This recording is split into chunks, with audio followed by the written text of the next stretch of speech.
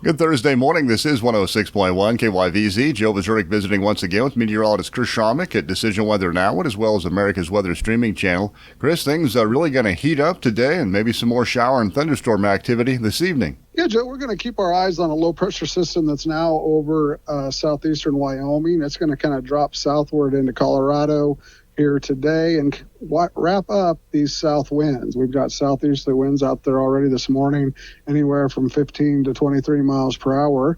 That's pumping moisture into the area from the south. There is some thunderstorm and shower activity down there in the Arklatex region in eastern Texas and southern Arkansas. And as that moisture lifts into the area, we'll see a dry line develop out there along the Kansas-Colorado border and then work its way to the east around that mid-afternoon period, and that could fire a line of severe thunderstorms along Highway 25, and then that'll move off to the east.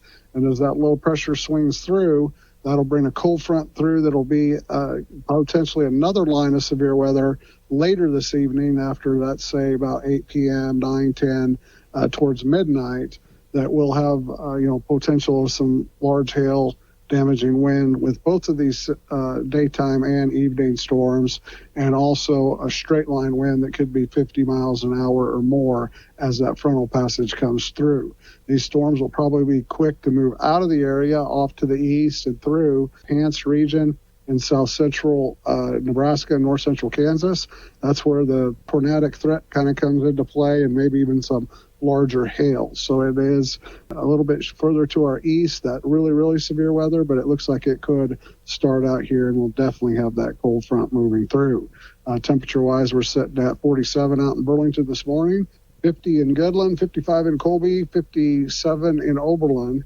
Those southeast winds are blowing. They'll keep bringing those dew points up. There's currently in the 50s. They'll be heading into the upper 50s to around 60 by the time we see the potential for the storms to pop up this afternoon.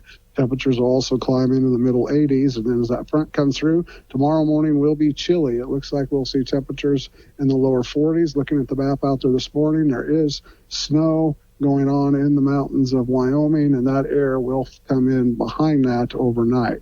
So we'll be talking starting tomorrow in the lower 40s. We'll see the temperatures climb up into the around 70 or lower 70s tomorrow afternoon. Should be a clear day in the afternoon with clearing skies.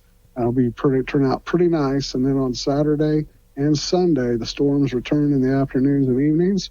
We'll start off the Memorial Day holiday with the potential for some severe weather, both of those late afternoons and evenings. Temperatures will be in the middle to upper 70s. Lows will be middle to upper 40s to around 50. And then we'll see on Memorial Day, be on the backside of those systems. It'll be a bit cooler, lower to mid-70s for highs, breezy northwesterly winds.